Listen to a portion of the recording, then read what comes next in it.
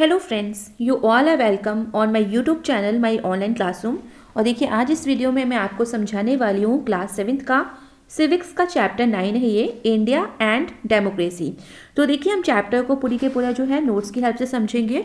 और देखिए, वीडियो को स्टार्ट करने से पहले मैं आपको एक चीज़ और बता दूं कि आपको इसी तरह की और वीडियोस भी इस चैनल पे मिल जाएंगे।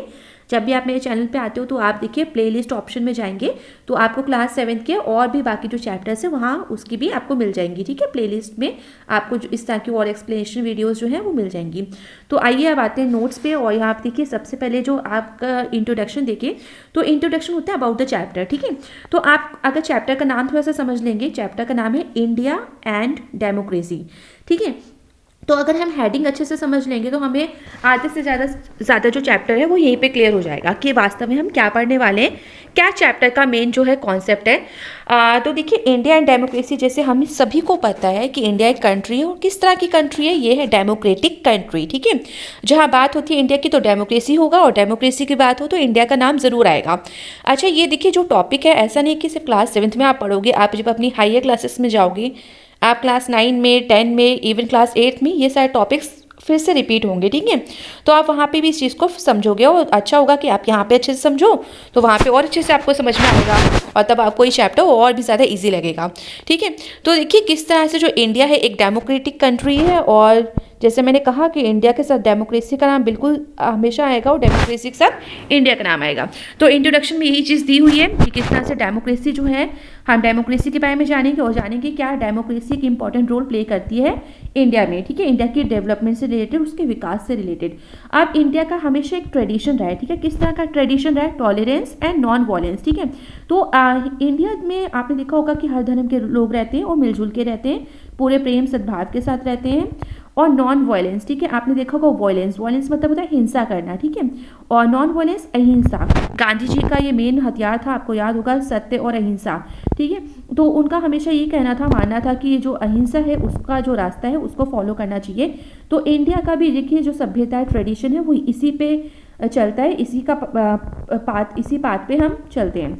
तो आप देखते हैं कि जब इंडिपेंडेंस हमें मिली तो उसके सीधे ही उसके बाद, ठीक है, देखिए मैंने बहुत सारी जो पॉइंट्स, आप हर पॉइंट्स में देखोगे मोस्टली तो आपको हाईलाइटेड वर्ड्स मिलेंगे। ठीक है, तो आप इजली इस चैप्टर को समझ जाओगे कि आपको कौन कौन से शब्दों पे ज़्यादा ध्यान देना है और कौन कौन शब्दों को आपको याद रखना है।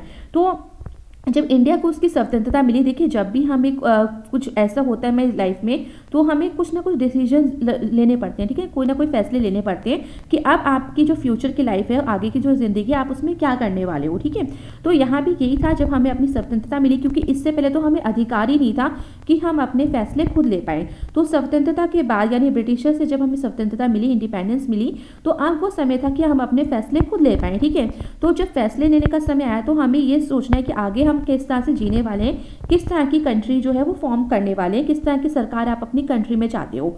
तो यहाँ पे ये फैसला लिया गया, डिसीजन लिया गया, जैसे कि हाईलाइटेड वर्ड यहाँ पे है डेमोक्रेटिक फॉर्म ऑफ गवर्नमेंट। ठीक है, आपने इसके साथ ही और भी चीज़ें आप पढ़ोगे, आपने दुनिया में देखा होगा किस तरह से दूसरे देशों में और हमारे देश में पहले राजा रानी का सिस्टम था, है ना। तो इस तरह के आप कह सकते हो कि मोनार्क सिस्टम, फिर डिक्टोरियल सिस्टम भी होता है, इसी तरह से डेमोक्रेटिक सिस्टम भी होता है। तो हम अपनी सरकार जो है, हम अपनी देश में जो सरकार चाहते हैं वो किस फॉर्म में चाहते हो आप?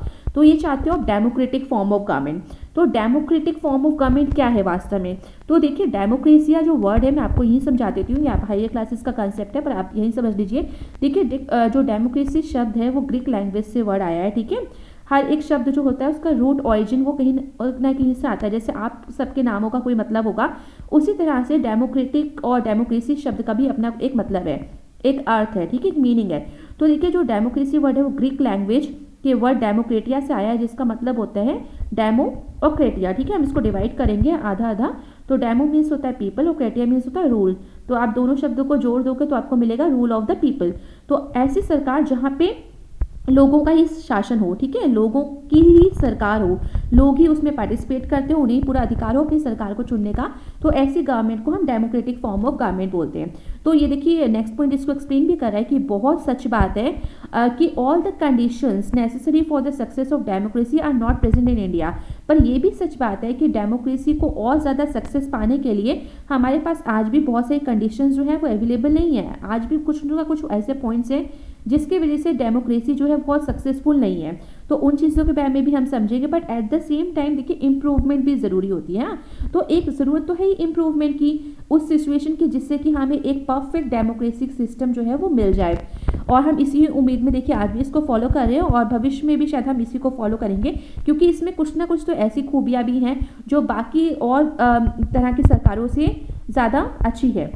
इंडिया में देखिए आज भी देखिए तो does not have social equality. जहां हम बात करते हैं इक्वलिटी की, क्योंकि डेमोक्रेसी में इक्वलिटी शब्द की भी अपनी एक बहुत ही मेन जगह है और डेमोक्रेसी इक्वलिटी के लिए भी जाना जाता है। तो यहाँ पे हम इक्वलिटी देखें तो देखिए इक्वलिटी भी हर तरह की होती है, ठीक है। सोशल होती है, पॉलिटिकल होती है, रिलीजियस होती है, तो इकोनॉमिकल होती है। तो उसी तरह से यहाँ पे टर्म है सोशल इक्वलिटी। माना जाता है ये बहुत ही इंपॉर्टेंट इक्वलिटी होती है। अगर ये सोसाइटी में होती है ना सोशल इक्वलिटी, तो बाकी हर तरह की इक्वलिटी हो जाती है, हर इक्वलिटी आती है, साथ ही साथ अच्छे से वो कंट्री विकास करती है, वहाँ के लोग भी विकास करते हैं, ठीक है, उनका भी डेवलपमेंट होता है, लिविंग स्टैंडर्ड इंप्रूव होता है। तो आज भी बट हम अगर देखें ये चीज़ को थोड़ा डीपली जाएँ, प्रैक्टिकली लाइफ में देखें, तो सोशल इक्वलिटी जो है वो आज भी इतनी ज़्यादा नहीं है और इसको होना चाहिए कि ठीक है, ये बहुत मेन है, तो इसको तो होना ही चाहिए।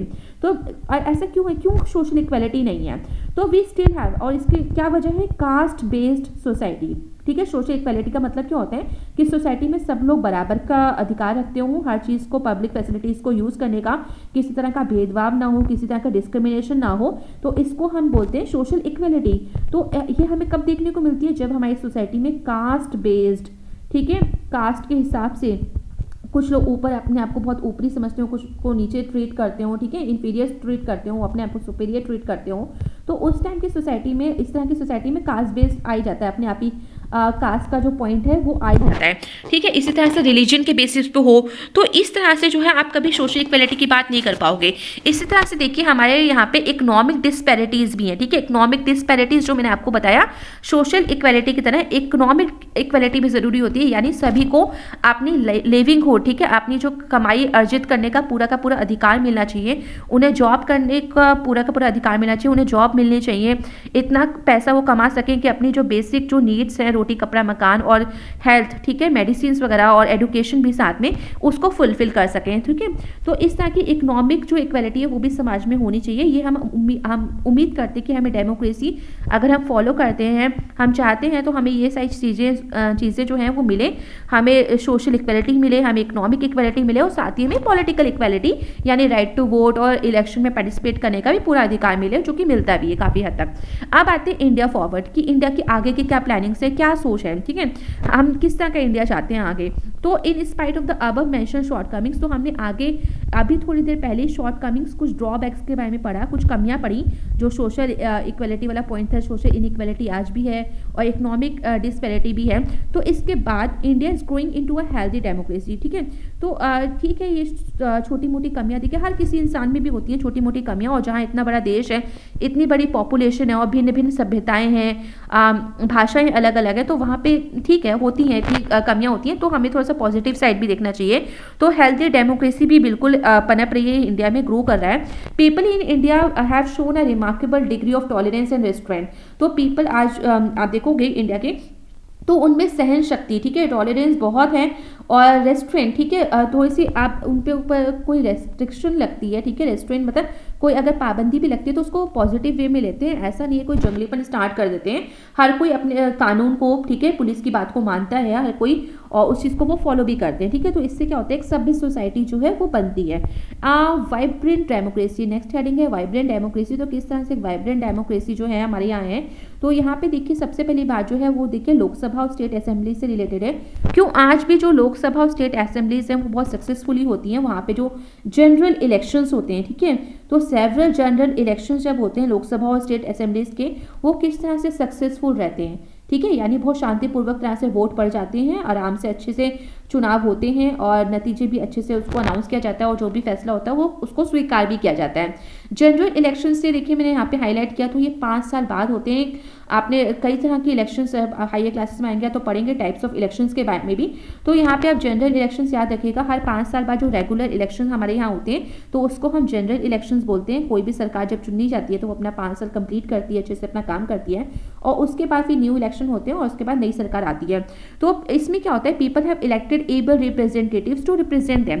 तो इस तरह के जब जनरल इलेक्शंस होते हैं तो लोग जो है अपना वोट देके एबल रिप्रेजेंटेटिव्स, देखिए पॉइंट हाईलाइटेड है, वर्ड हाईलाइटेड है, तो आप अपने उम्मीदवार जो चुनोगे, जो आप चाहते हो कि आपके लिए वास्तव में काम करें, आप उसको इलेक्ट करोगे। और किस तरह के होने चाहिए रिप्रेजेंटेटिव्स? एबल होने चाहिए, ठीक है, कैपेबल होने चाहिए, कुछ काम करने लायक होने चाहिए, जो आपकी जो उम्मीदें हैं उस पर खरा उतरे हो। तो इस तरह के उम्मीदवार जो है वो आप चाहते हो, आप चूज करोगे।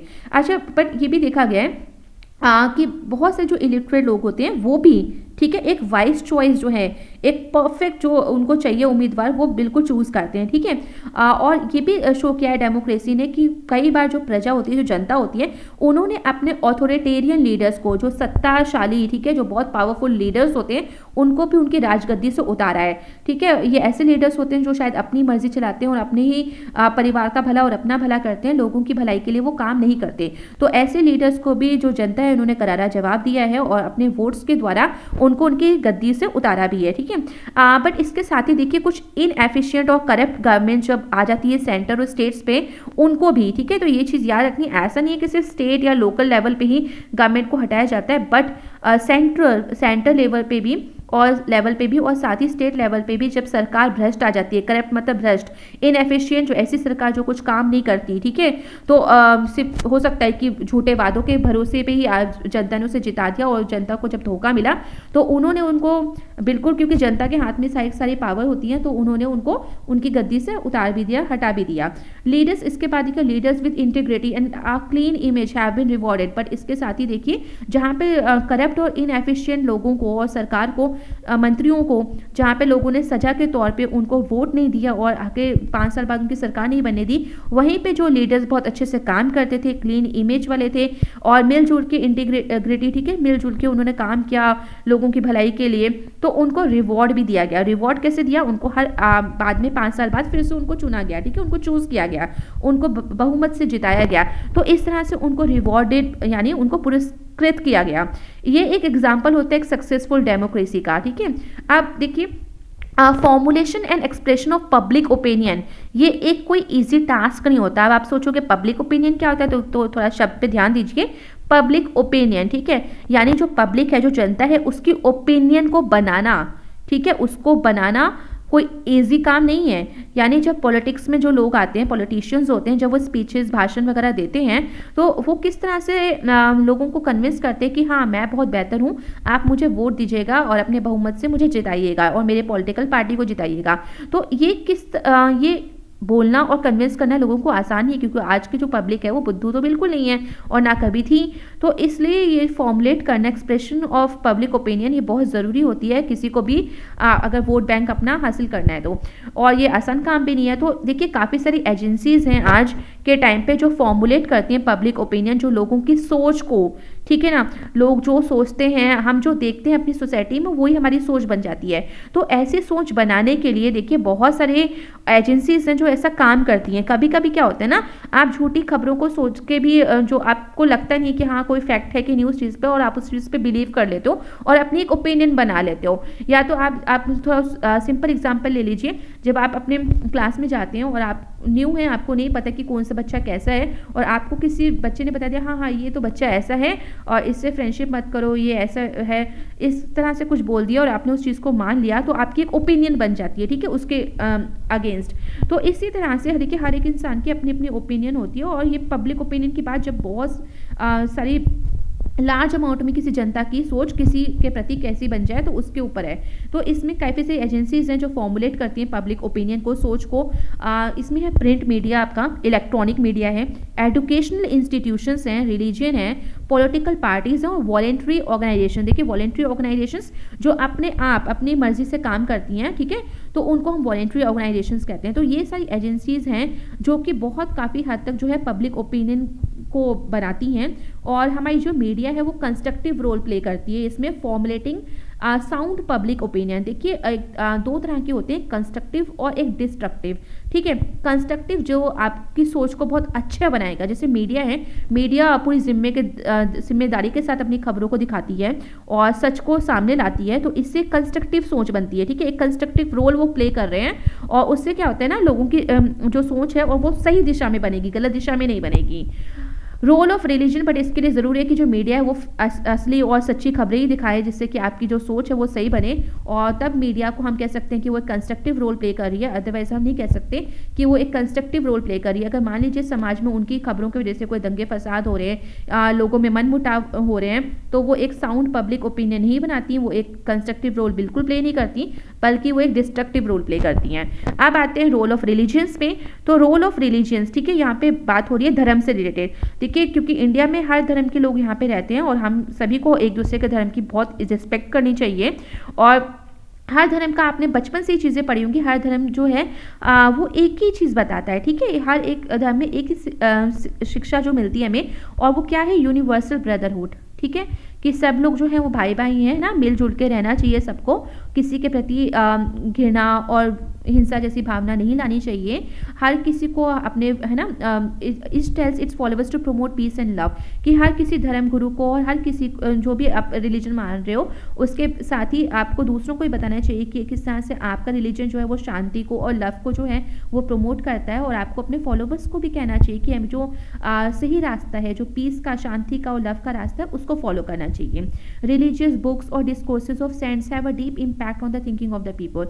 इसके साथ ही देखिए, जो धार्मिक किताबें हम पढ़ते हैं, ग्रंथ पढ़ते हैं, और जो भी जो साधु संत होते हैं, ठीक है, जो भी हमारे पैगंबर होते हैं, उनकी जो भी शिक्षाएं होती हैं, ठीक है, वो उनका बहुत ही सीधा असर जो है वो लोगों की सोच पे बिल्कुल पड़ता है, ठीक है। जैसे घरों में ही जैसे हमें स्टार्टिंग से बताया जाता है कि हाँ, सच बोलना चाहिए, सच के रास्ते पे चलना चाहिए, शांति से रहना चाहिए, मिलजुल के सबके साथ रहना चाहिए। तो इस तरह के जब कल्चर और इस तरह की जब बातें घर में आती हैं और किताबों में जब आप ये सारी चीज़ें पढ़ते हो, तो इनका बहुत ज़्यादा असर आपके ऊपर पड़ता है, और हमें बिल्कुल ज़मीनी स्तर पे अपने धर्म से, अपने संस्कारों से जुड़े रहना चाहिए, और हमें अपनी वास्तविकता को हमेशा ध्यान रखना चाहिए।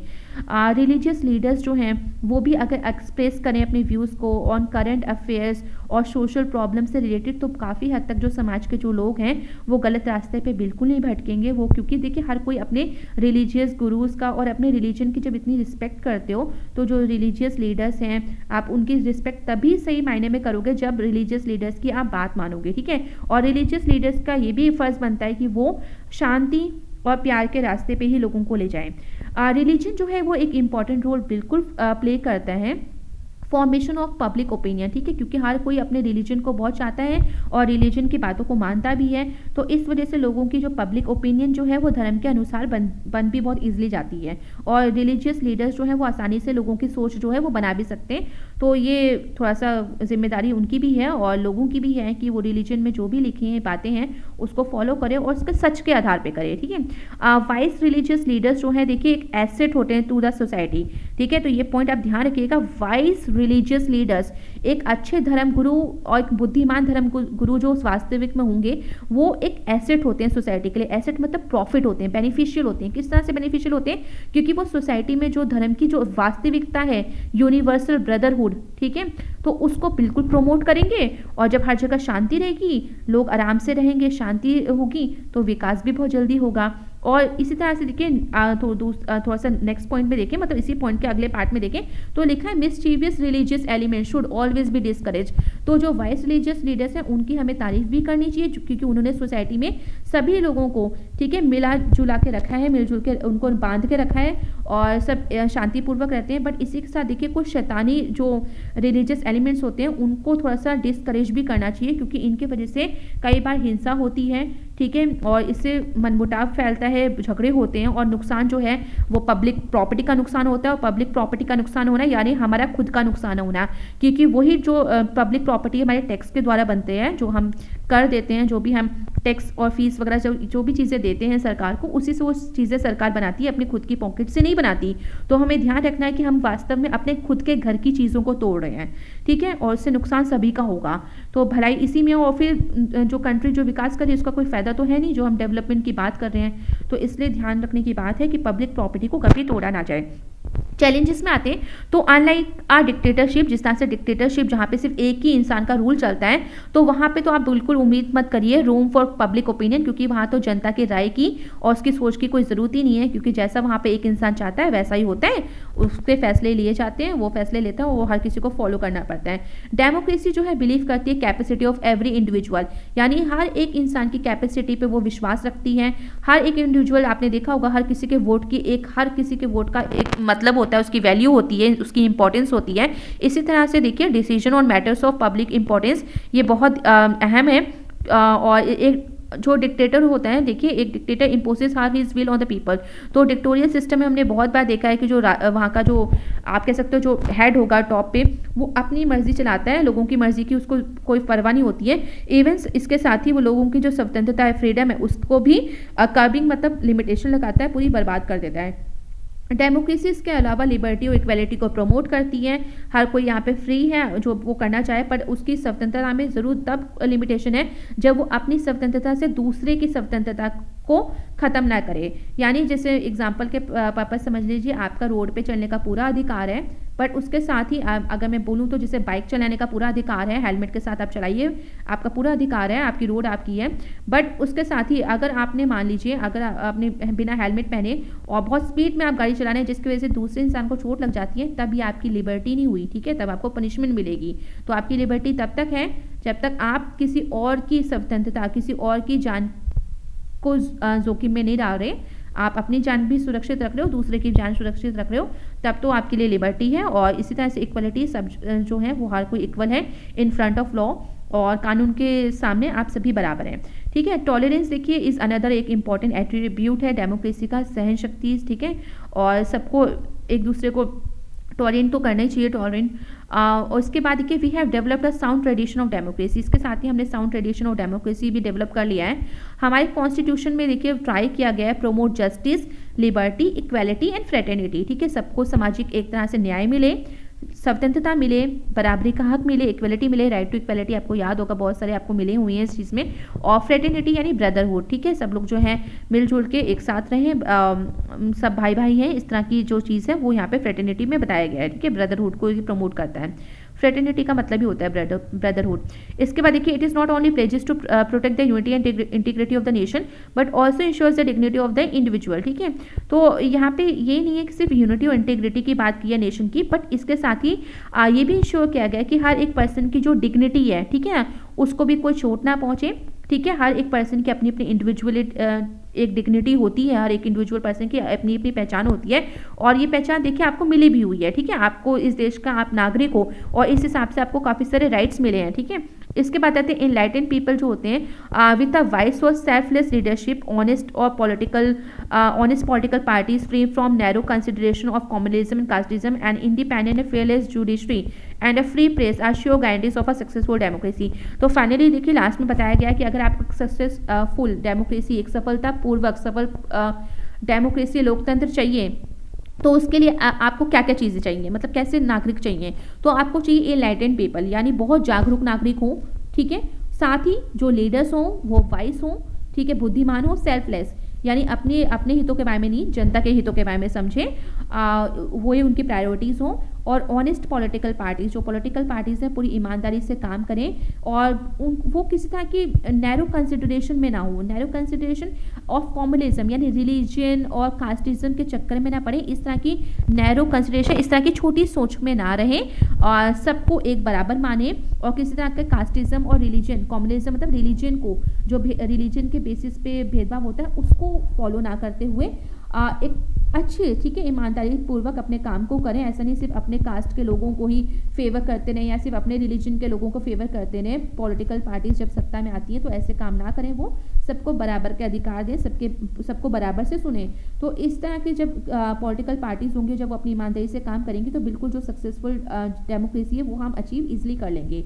इसके साथ ही देखिए जो जुडिशरी है, जिसका काम होता है न्याय देने का, और ये सरकार से ऊपर भी है, ठीक है, तो उसे भी इंडिपेंडेंट होना चाहिए, बिल्कुल स्वतंत्र होना चाहिए, और फेयरलेस, बिना किसी डर के अपना न्याय जो है, अपना जो फैसला है वो सुनाना चाहिए। और हर किसी, चाहे वो राजा हो, चाहे कोई गरीब हो, चाहे प्राइम मिनिस्टर हो, चाहे एक कोई भी कॉमन नागरिक हो, जब सेम क्राइम है तो सेम पनिशमेंट दी जाए, किसी तरह का फेवरिज्म ना हो, और किसी के अगेंस्ट भी ना हो, ठीक है। और साथ ही फ्री प्रेस, देखिए एक फ्री प्रेस का बहुत इंपॉर्टेंट रोल होता है मीडिया का, और मीडिया के हाथ में भी कह सकते हो कि बहुत ज़्यादा शक्ति होती है कि वो जो सरकार है जिस और नागरिक सबको कोऑर्डिनेट करे, सबके जो भी उनकी जिम्मेदारी है उसको बार बार बताए और उसका एहसास भी कराए और अपने काम को भी अच्छे से करे और सच को सबके सामने लाए, ठीक है। तो आई होप ये चैप्टर आपको समझ में आ गया होगा अच्छे से, और इसी तरह की और वीडियोज़ देखने के लिए इस चैनल को लाइक करिए, शेयर करिए और सब्सक्राइब भी कर लीजिए।